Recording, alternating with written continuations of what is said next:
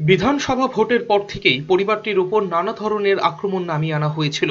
পরিবারটির অপরাধ, এরা সিপিএম সমর্থক। শনিবার রাতে পরিবারের কর্তা জনার্দন আচার্যকে খুন করার উদ্দেশ্যে চালানো হয়েছিল আক্রমণ।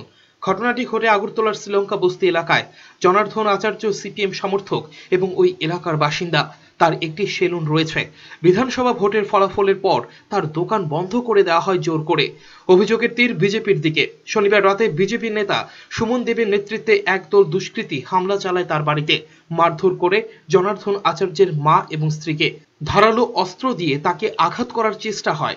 এই জায়গার মধ্যে সরকার গভর্নমেন্ট যাওয়ার পরে তারা পলিটিক্স ইউজ করে সেটা আমার কি দোকান থেকে বঞ্চিত করছে, আমার দোকানদারও শেষ করছে, আমার দোকানদারও এবং আমার জায়গার মধ্যে তাদের লোকরা এখানে দেওয়া হয়েছে, যারা স্থায়ী দোকানদার আসলে এখান থেকে অনেক লোক এই দোকান থেকে জায়গা থেকে বঞ্চিত হয়েছে।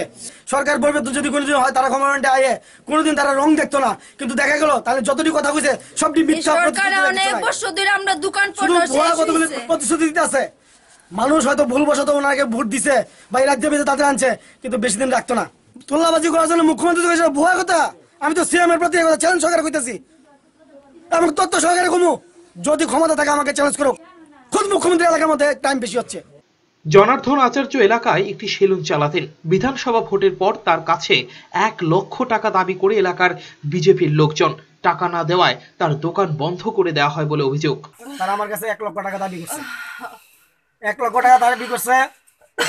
এটা বেশ কিছুদিন আগে এখানে আপনার তারা মন্ডলের লোকে আছে।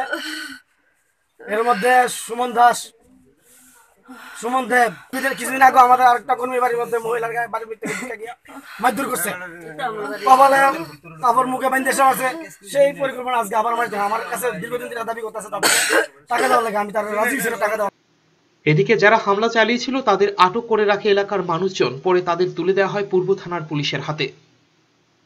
ব্যুরো রিপোর্ট, চ্যানেল 3 রাত।